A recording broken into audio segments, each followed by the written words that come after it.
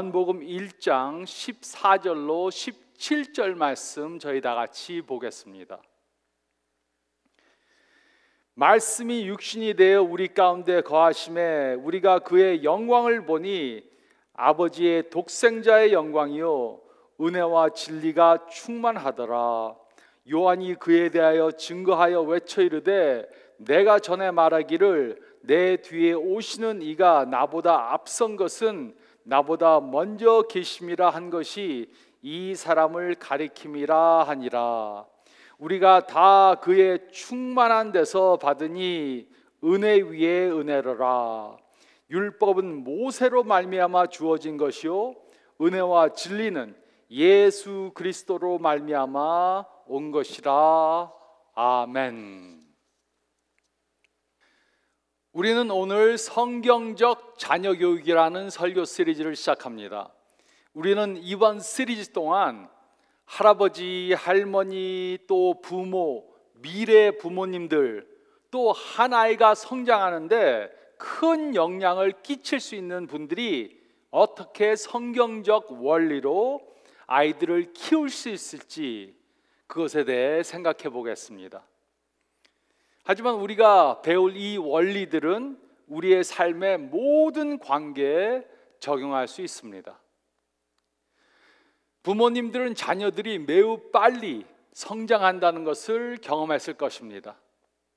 바쁘게 살다 보면 어느새 아이들이 커서 사춘기에 이릅니다. 그리고 금방 대학에 가고 부모님들을 떠나갑니다. 저는 제 딸이 태어나서 병원에서 집으로 데리고 온 날을 기억합니다. 저는 아이를 키울 준비가 되어 있지 않았습니다. 아이를 어떻게 키워야 할지 전혀 몰랐습니다. 저는 특별히 화목하지 못한 그런 가정에서 자라났기 때문에 더욱더 모를 수밖에 없었습니다. 그래서 아이를 키운다는 것에 대한 자신감이 전혀 없었습니다. 저와 제 아내는 다른 부모들은 자녀들을 어떻게 키우는지 관심을 갖고 살펴보았습니다. 그리고 자녀 양육을 잘하는 부모님들은 잘하지 못하는 부모님들과 다른 특징이 있다는 것을 깨닫게 되었습니다. 그 특징들은 바로 이것입니다. 첫째로, 자녀를 잘 양육하는 부모님들은 많은 규칙들을 만들지 않습니다.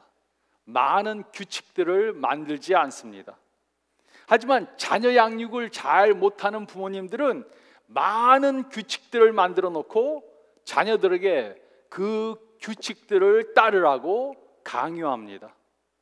그리고 자녀들이 그 규칙을 어기면 벌을 줍니다. 하지만 자녀 양육을 잘하는 부모님들은 많은 규칙들을 만들어 놓지 않았습니다. 또 자녀 양육을 잘하는 부모님들은 자녀들이 하고 싶은 것을 하도록 하지 않고 자녀들이 바른 것을 하게 합니다. 하지만 자녀 양육을 잘하지 못하는 부모님들은 자녀들이 하고자 하는 것을 하도록 그냥 내버려 둡니다. 자녀들에게 거절당하는 것을 두려워합니다. 그래서 자녀들이 울고 투정을 부리면 자녀들의 비율을 맞춰주려고 합니다. 울면은 태블릿을 보게 합니다. 또 투정을 부리면 셀폰을 사줍니다. 하지만 이렇게 하면 부모가 아이를 이끌어가는 것이 아닙니다. 부모가 아이에게 끌려가는 것입니다. 그리고 셋째로, 자녀 양육을 잘하는 부모들은 자녀들이 스스로 자신의 흥미와 장점과 재능과 은사를 찾아서 개발하도록 합니다. 하지만 자녀 양육을 잘 하지 못하는 부모님들은 자녀들에게 자신이 원하는 것을 하도록 강요합니다. 아버지가 운동을 좋아하면 아들에게 운동을 시킵니다. 어머니가 음악을 좋아하면 음악을 하도록 강요합니다. 또 넷째로, 자녀 양육을 잘하는 부모님들은 자녀들에게 모든 것을 다 잘하도록 강요하지 않습니다. 다른 부모님들과 경쟁을 해서 다른 아이들이 하는 것은 전부 다 하라고 하지 않습니다. 이들은 경험보다 관계를 더 중요시합니다.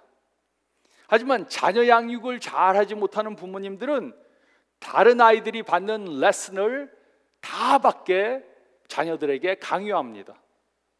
아이의 재능과 은사와 관계없이 남이 하는 것을 다 시킵니다. 그리고 다섯째는 제가 오늘 말하려고 하는 것입니다. 그것은 바로 건강한 부부관계입니다.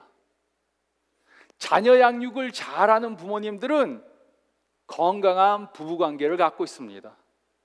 물론 건강한 부부관계는 완전한 부부관계를 말하는 것이 아닙니다. 완전한 부부관계란 없습니다. 하지만 자녀들을 잘 양육하는 부모님들의 부부관계는 건강합니다. 그런데 우리들 중 어떤 분들은 건강한 부부관계를 갖는 것에 대해 이미 포기해버린 분들도 있을 수 있습니다. 부부관계가 악화될 대로 악화되어져 있습니다. 아니면 이혼을 한 분도 있을 수 있습니다. 하지만 누구나 지금보다는 더 향상시킬 수 있습니다. 물론 건강한 부부관계에 대해 언급하지 않고 그냥 성경적 자녀 교육관에 대해서만 설교할 수 있습니다. 하지만 건강한 부부관계를 말하지 않고 자녀 교육에 대해 말하는 것은 중요한 것을 빠뜨리는 것입니다. 부부관계에 대해 언급하지 않고 자녀 교육에 대해 언급할 수가 없습니다. 좋은 부부관계가 없이는 자녀들을 잘 양육할 수 없습니다.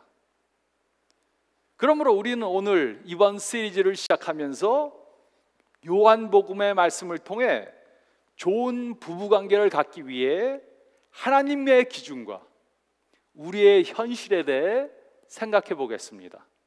하나님의 기준과 우리의 현실에 대해 생각해 보겠습니다. 첫째로 저희가 읽을 말씀 가운데 17절 상반절 말씀을 보면 우리는 하나님의 기준을 무시하면 안 됩니다. 우리는 하나님의 기준을 무시하면 안 됩니다. 17절 상반절은 다음과 같이 기록했습니다. 율법은 모세로 말미암아 주어진 것이요. 하나님께서는 모세를 통해 율법을 주셨습니다. 그리고 하나님께서 모세를 통해 주셨던 그 법과 기준은 변하지 않았습니다. 하나님께서는 자신의 기준이 무엇인지를 말씀해 주셨고 우리는 그 기준을 따라서 살아야 합니다. 예수님께서 이 세상에 오셔서 그 기준들을 무효로 하시지 않았습니다. 오히려 하나님의 기준을 더 높이셨습니다. 예수님께서는 구약에 기록된 하나님의 기준에 대해 말씀하시고 그의 제자들은 그보다 더 높은 기준을 갖고 살아야 한다 말씀하셨습니다. 그 예로 예수님께서는 간음하는 것에 대해 말씀하셨습니다. 마태복음 5장 27절과 28절은 다음과 같이 기록했습니다. 또 간음하지 말라 하는 것을 너희가 들었으나 나는 너에게 이르노니 음욕을 품고 여자를 보는 자마다 마음에 이미 간음하였느니라. 예수님께서는 먼저 간음한 것에 대해 구약에 무엇이라고 기록되었는가 말씀하셨습니다. 그리고 그보다 더 높은 기준을 주셨습니다. 육체적으로만 간음하는 것이 아니고 눈으로 보고 간음하는 것도 생각하는 것도 간음하는 것이라고 말씀하셨습니다. 또 예수님께서는 이혼하는 것에 대해서도 언급하셨습니다. 마태복음 5장 31절과 32절은 다음과 같이 기록했습니다. 또 일렀을 때 누구든지 아내를 버리려거든 이혼 증서를 줄 것이라 하였으나 나는 너에게 이르노니 누구든지 음행한 이유 없이 아내를 버리면 이는 그로 간음하게 하며 또 누구든지 버림받은 여자에게 장가드는 자도 간음함이니라.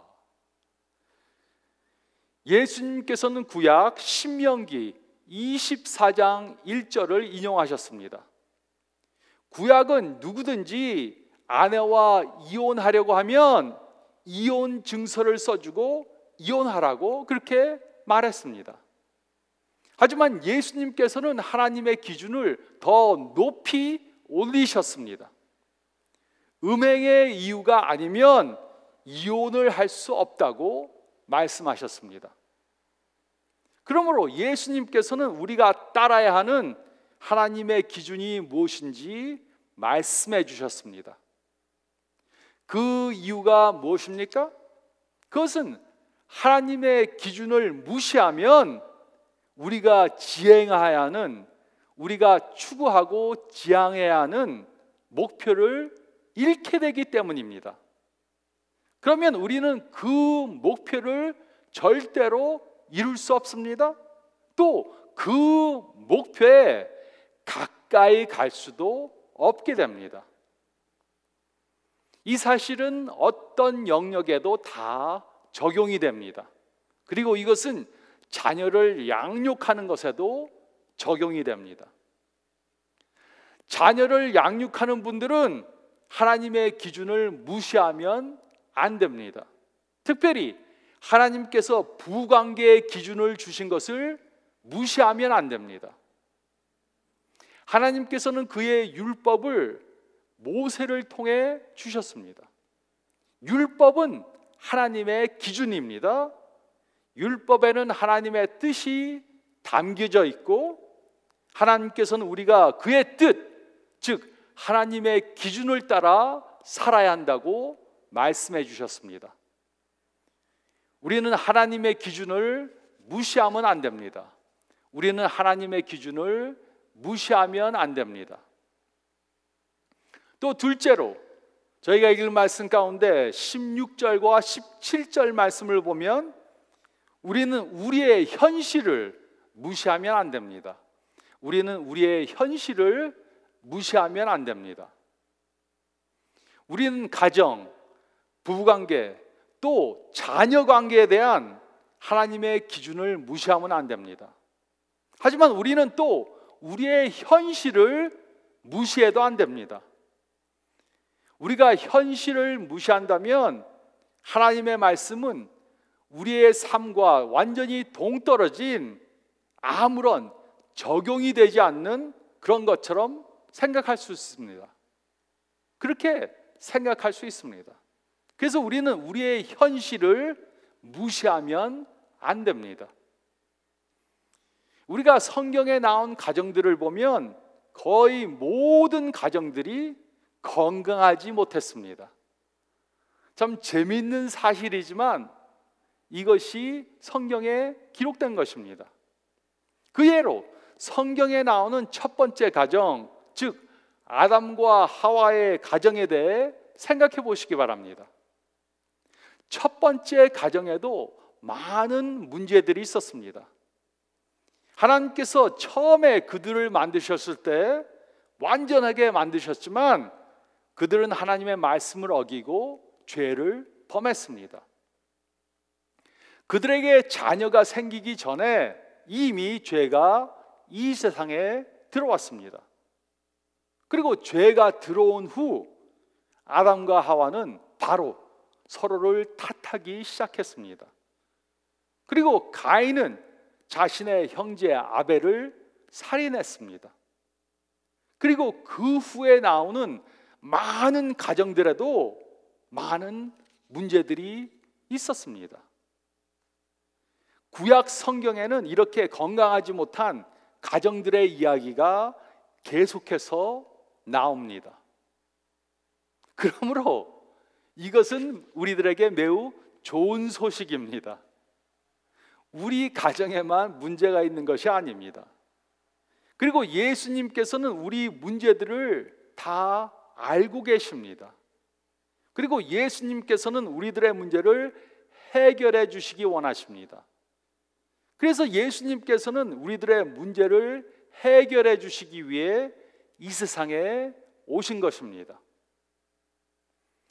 성경은 하나님께서 이 세상을 사랑하셨다고 말하고 있습니다.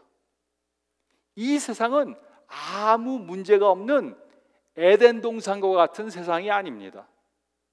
우리가 살고 있는 세상은 죄가 있고 문제가 있는 세상입니다. 하나님께서는 우리의 죄를 다 아십니다.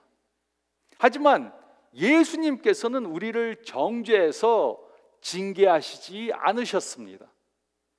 그래서 우리를 사랑하셔서, 그 대신 우리를 사랑하셔서 우리의 죄를 용서해 주시기 위해 십자가에 달려 죽으셨습니다. 예수님께서는 죄인들을 정죄하지 않으셨습니다.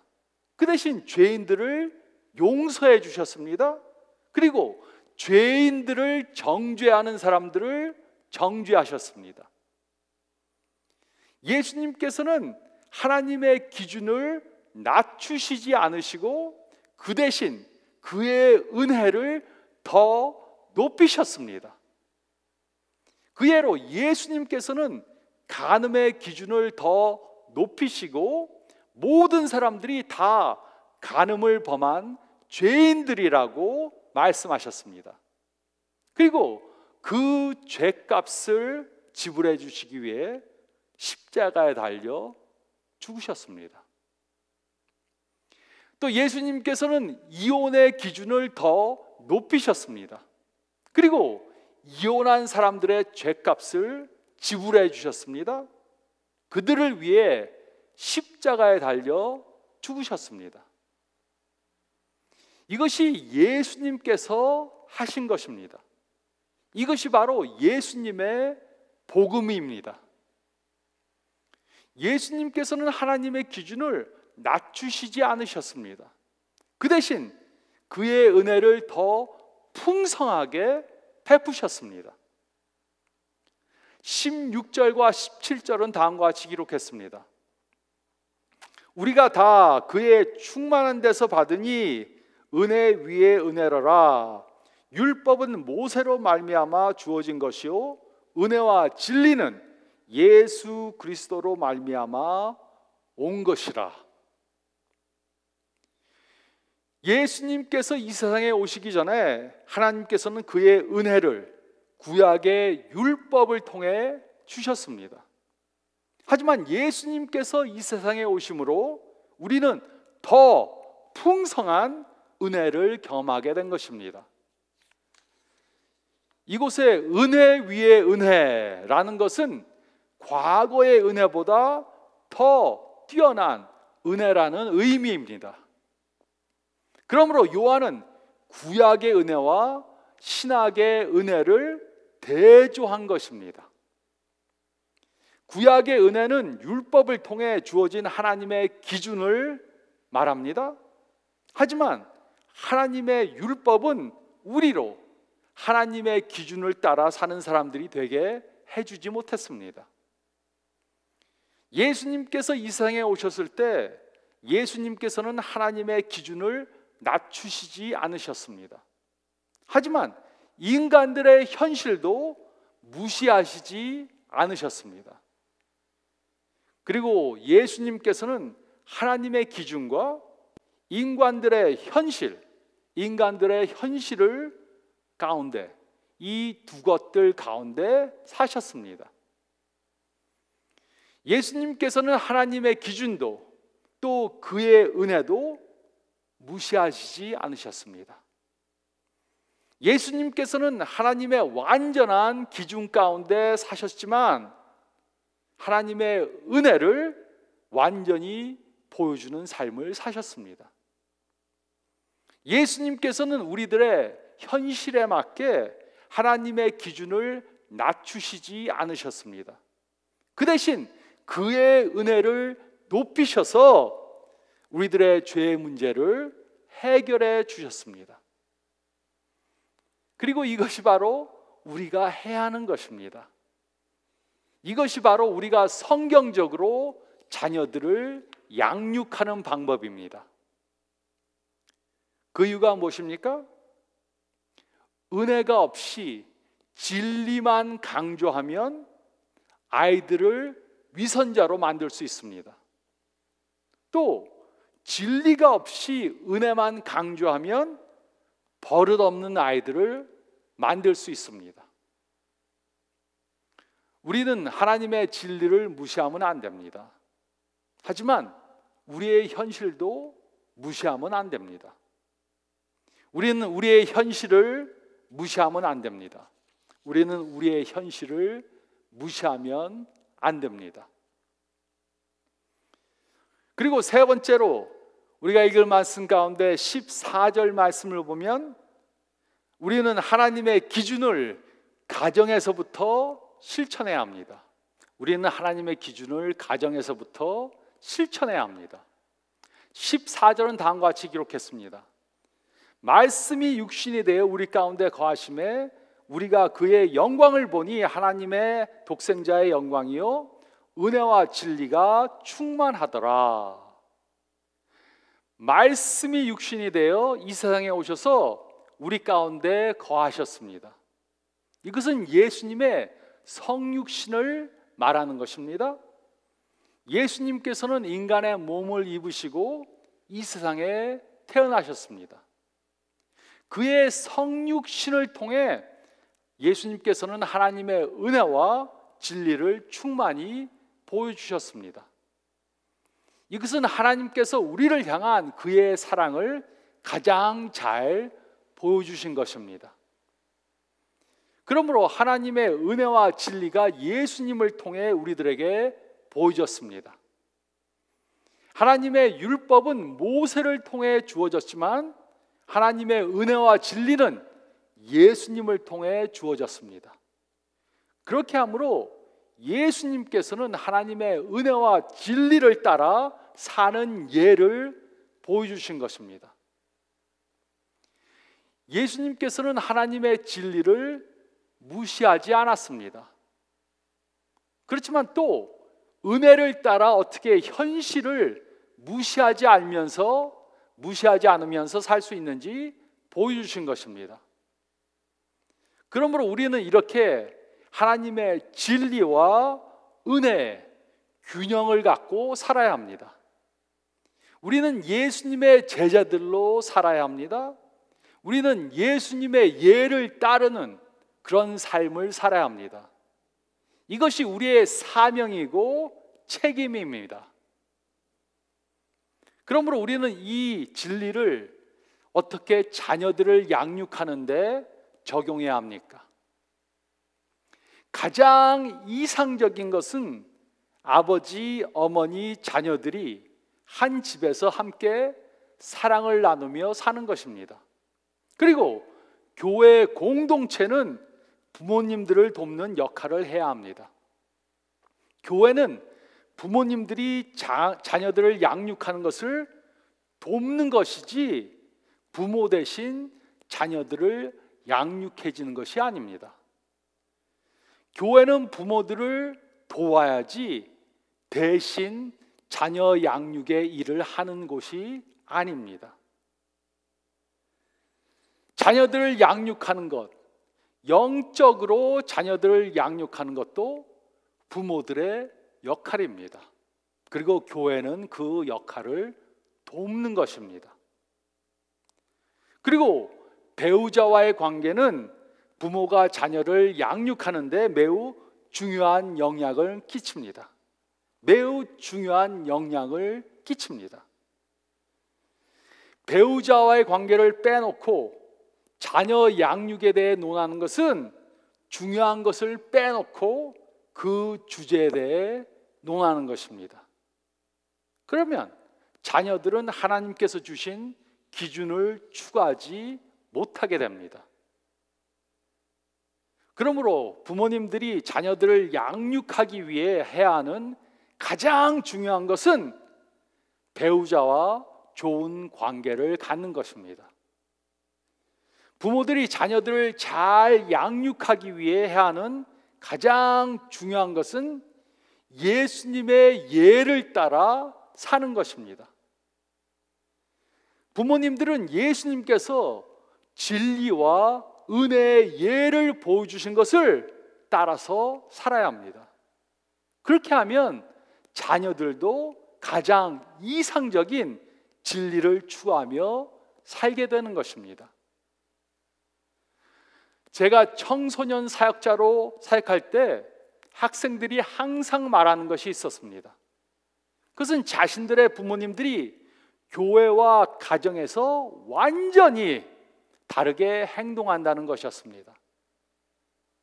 부모님들이 전부 다 장로님들, 집사님들입니다. 그런데 교회와 가정에서 행동이 다르다는 것이었습니다. 교회에 와서는 부모님들이 서로 사랑이 많고 서로 아무런 문제가 없는 것처럼 행동합니다. 그런데 집으로 가면 완전히 바뀝니다. 서로 미워하고 싸우고 완전히 다른 사람들로 돌변합니다. 이렇게 하면 우리들은 자녀들을 바로 양육할 수 없습니다. 우리는 어디에서나 하나님의 기준을 따라 살아야 합니다. 특히 자녀들 앞에서 이런 삶이 어떤 삶인가 그 예를 보여줘야 합니다. 우리는 하나님의 기준을 가정에서부터 실천해야 합니다. 우리는 하나님의 기준을 가정에서부터 실천해야 합니다. 우리가 하나님의 기준을 무시하며 산다면 우리는 우리의 자녀들에게 가장 중요한 것을 줄 수 없게 됩니다. 그리고 우리의 자녀들은 하나님의 기준을 추구하는 삶을 살 수 없습니다. 우리는 이런 실수를 범하면 안 됩니다.